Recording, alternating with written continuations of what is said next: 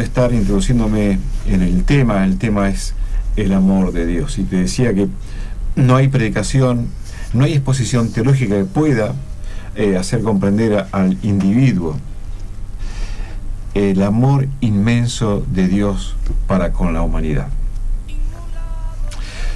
Pero así dice Juan, el libro de Juan, en el capítulo 3, verso 16.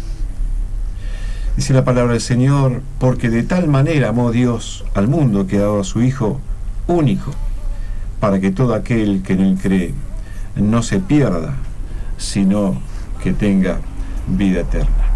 Aquí nos habla de la condición del hombre, pero también nos habla del plan de salvación.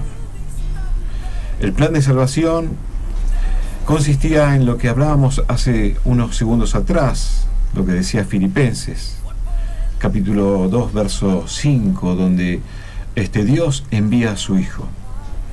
Y Jesús, lleno de gloria, lleno de toda la magnificencia, rodeado de ángeles, de arcángeles, que siempre están y estaban hasta ese momento dándole glorias en su misma presencia. Un día, en obediencia al Padre, por amor al mundo, decide despojarse de todo el poder, de toda la gloria, de toda la deidad y esas alabanzas allá en la eternidad, para humillarse, para hacerse obediente, para tomar forma de hombre, y su obediencia fue tal que se subió al Calvario, a la cruz, para padecer por cada uno de nosotros. En resumen, ese es el plan de salvación: Jesús en obediencia al Padre. Y en este versículo, mi querido oyente, yo encuentro la condición del hombre y el amor de Dios. Este es el mensaje mismo del corazón de Dios. Y es así como te digo. La Biblia nos habla de que Dios tiene un corazón, y su corazón está lleno de amor. ¿Sabes qué dice en el libro de Génesis, capítulo 6, verso 6? Dice la palabra del Señor que a Dios le dolió en su corazón haber creado al hombre. Dice la Biblia que a Dios le dolió en su corazón y se arrepintió de haber creado al hombre. Es decir, Dios tiene un corazón. Sus sentimientos fueron heridos. Dentro mismo de su persona, de su esencia, a Dios le dolió el pecado de la humanidad, la caída del hombre. Pero, ¿sabes qué? No lo dejó así, no lo dejó en condenación. Éramos dignos de estar lejos de la gloria de Dios. Por cuanto aquel hombre, dice la palabra del Señor, que Adán introdujo el pecado en la humanidad, y por el pecado la muerte, y la muerte pasó a toda la humanidad. Y por más que vos me digas, mi querido amigo y amiga, yo no le hago mal a nadie, pero has transgredido la ley de Dios, una ley no terrenal, sino una ley universal. Por eso hay un relato del mismo Jesús, una parábola donde él contó y dijo que el hombre que se había arrepentido dijo: he pecado contra Dios y contra el cielo. ¿No es cierto? Hemos transgredido la ley no terrenal, no una ley natural, sino la ley divina, la ley universal. Y por eso hay una sentencia para la humanidad. Dice la Biblia: por cuanto todos pecaron, todos están destituidos de la gloria de Dios.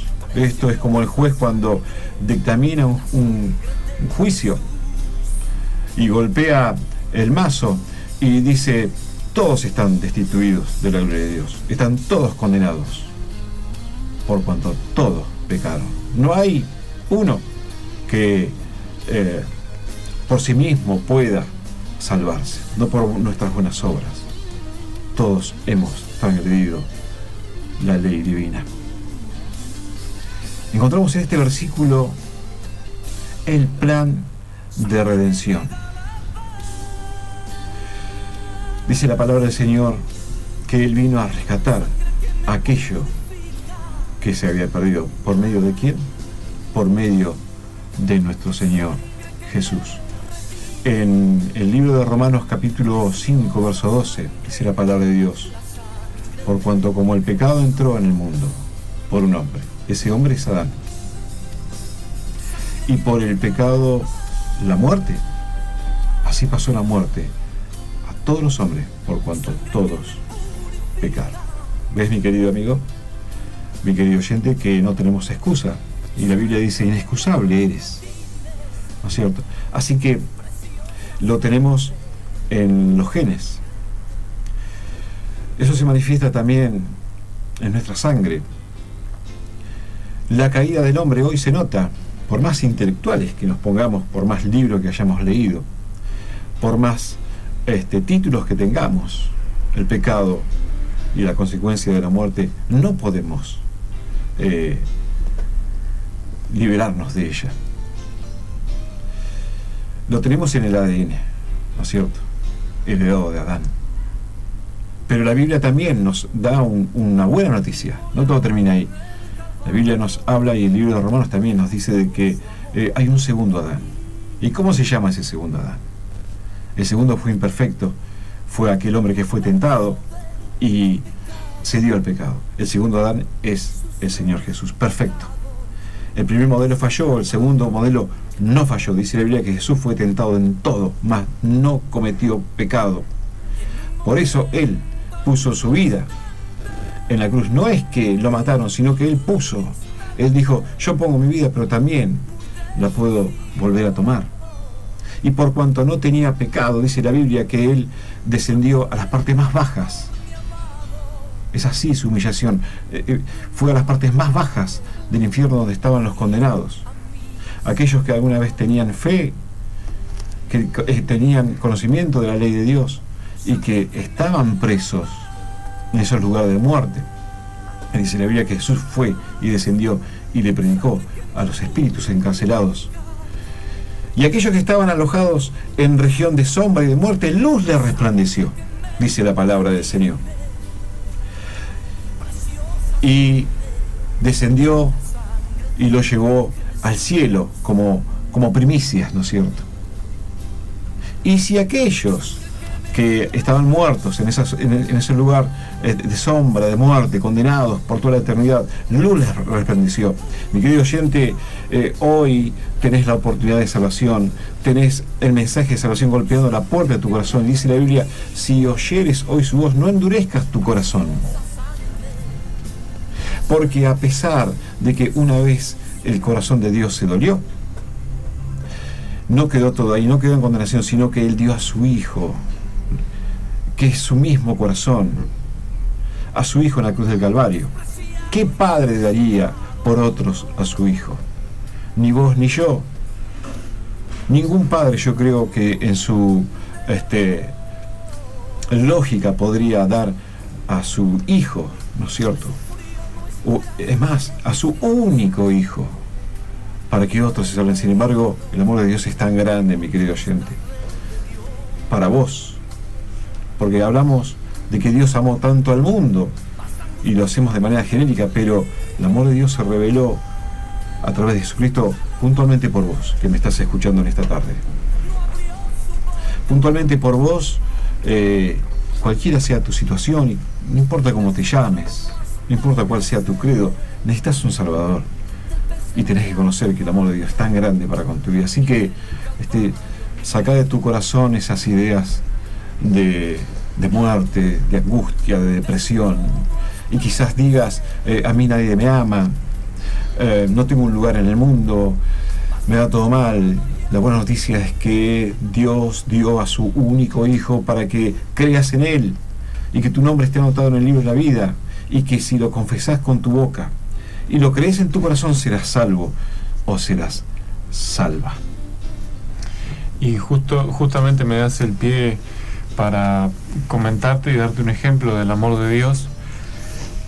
Te voy a leer un versículo que está en San Juan, capítulo 1, versículo 29, que dice: el siguiente día vio Juan a Jesús que venía a él, y dijo: He aquí el Cordero de Dios que quita el pecado del mundo. Y de este versículo se desprenden dos pequeñas preguntas, que la primera es: ¿por qué Cristo Jesús era el Cordero de Dios? Bien sabemos que en el Antiguo Testamento los sacerdotes, para expiar el pecado del pueblo de Dios, debía correr sangre de un macho cabrío, en este caso un cordero. Por eso dice que era el Cordero de Dios. Pero una segunda pregunta es más importante, que es: ¿cómo quitó Cristo el pecado del mundo? Y en Lucas 23, del 13 al 25, tenemos el título que dice: Jesús es sentenciado a muerte. Y si lo leemos, podemos encontrar que Pilato interroga a Jesús y él se da cuenta de que este hombre es inocente. Y dijo: pero habiéndole interrogado yo delante de vosotros, no he hallado en este hombre delito alguno de aquellos que le acusáis. Y Pilato también lo había enviado con Herodes, que Herodes dijo: nada digno de muerte ha hecho este hombre. Y Pilato, a raíz de esto, dijo: le soltaré pues después de castigarle. Aún así, Pilato pensaba castigarlo, pero en ese momento tenían la necesidad de soltarles uno en cada fiesta, porque estaban atravesando la fiesta de la Pascua. Y en este momento Pilato tenía en sus manos la vida de dos personas. Por un lado tenía la vida de Jesucristo, que él sabía que era una persona totalmente inocente y que no había cometido delito, y en su otra mano tenía un hombre que había sido echado en la cárcel por sedición en la ciudad y por un homicidio. Tenía un asesino en sus manos que merecía la cruz. Y la multitud que allí estaba viendo todo pedía que le crucifique a Cristo, porque Pilato preguntó: ¿a quién debo soltar? Preguntó esto 3 veces, y él, explicándoles, les decía que Jesucristo no había cometido ningún pecado, no tenía ningún delito. Y esta gente decía: crucifícale, crucifícale. No querían saber nada con que soltara a Jesucristo. ¿Y esta segunda persona quién era? Esta segunda persona era Barrabás, un asesino, un homicida, que había estado en la cárcel justamente por lo que había hecho.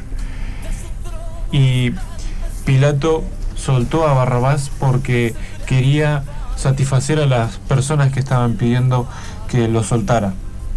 Y Jesús fue enviado a morir en la cruz. Ahora, ¿qué significa el nombre de Barrabás? Significa hijo del Padre. Y si nos ponemos a pensar, Barrabás nos representa a nosotros, porque nosotros somos hijos del Padre. Él merecía morir en esa cruz, pero Jesucristo padeció en esa cruz, tomó el lugar de Barrabás, igual que todos nosotros. ¿Y qué fue lo que pasó luego? Cristo sufrió. A Cristo lo desnudaron, le pusieron una corona de espinas, lo escupieron y también le golpearon la cabeza sobre la corona de espinas. Luego lo obligaron a cargar la cruz, allí lo crucificaron, y sobre todo esto lo sufrió y lo soportó por amor hacia nosotros.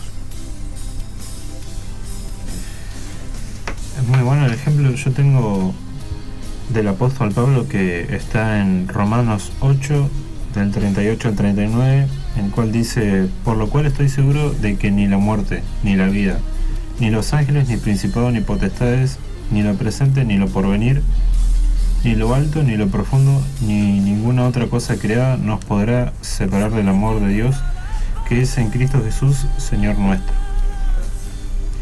El apóstol Pablo nos dice que nada, ni siquiera nosotros mismos, por el esfuerzo más grande que queramos hacer, no nos podemos separar del amor de Dios.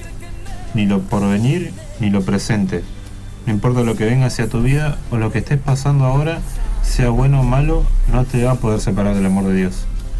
si estás en lo alto o en lo profundo. Ni demonios, ni principados, ni ninguna cosa creada en tu contra te podrá separar del amor de Dios, porque es en Cristo Jesús, que es Señor nuestro.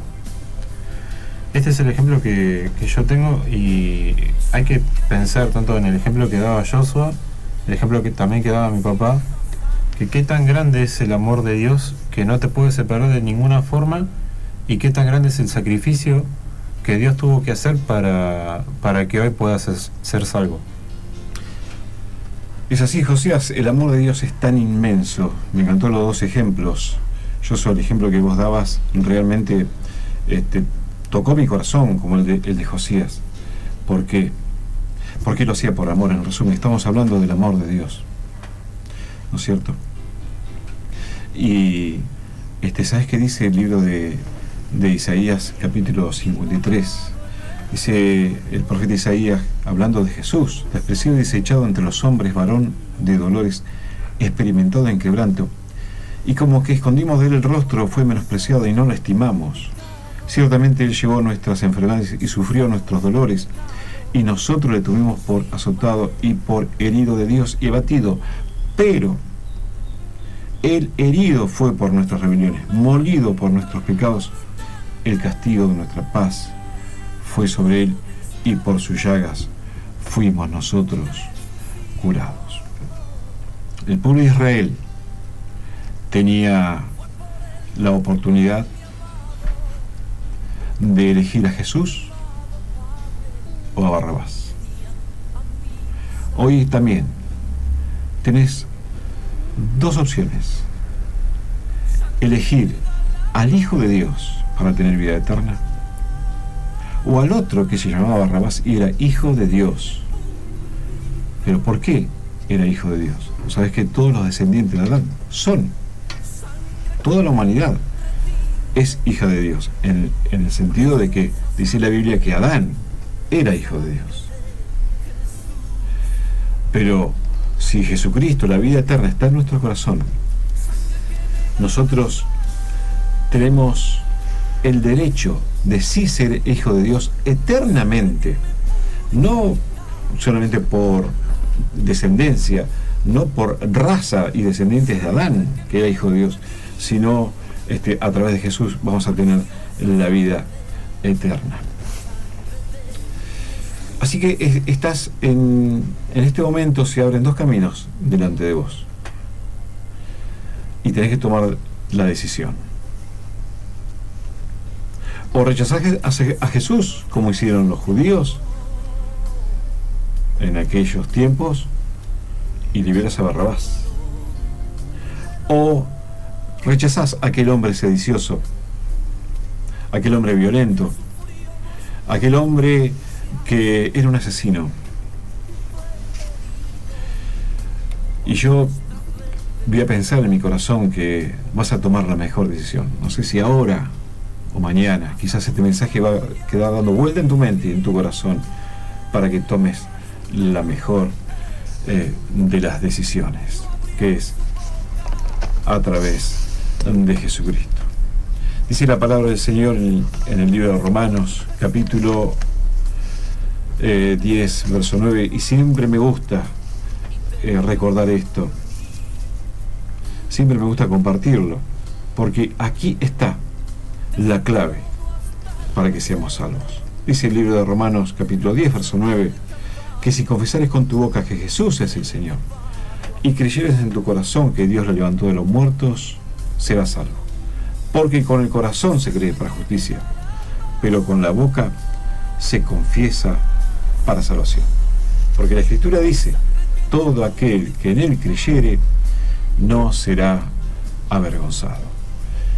Si tomaste la decisión para hacerle el favor eterno a tu alma, si querés sacarte la culpa del pecado, si querés conocer el amor de Dios, cerrá tus ojos y abrí tu corazón y repetí desde tu corazón esta simple oración: Padre Dios, en esta tarde reconozco todos mis pecados, reconozco todas mis faltas, todas mis culpas.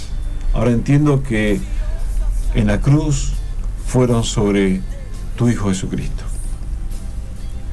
Que Él murió por mí y que al tercer día lo resucitaste. Lo creo con todo mi corazón. Anota mi nombre en el libro de la vida y borra todos mis pecados con la sangre de tu Hijo Jesucristo. Acepto que hoy soy tu hijo por medio de Jesús. Y para que cuando mi nombre sea nombrado en la eternidad, en ese día yo pueda decir, Señor, aquí estoy presente, no por mis buenas obras, sino por la obra gloriosa y poderosa de tu Hijo Jesucristo en el Calvario. En el nombre de Jesús, amén y amén.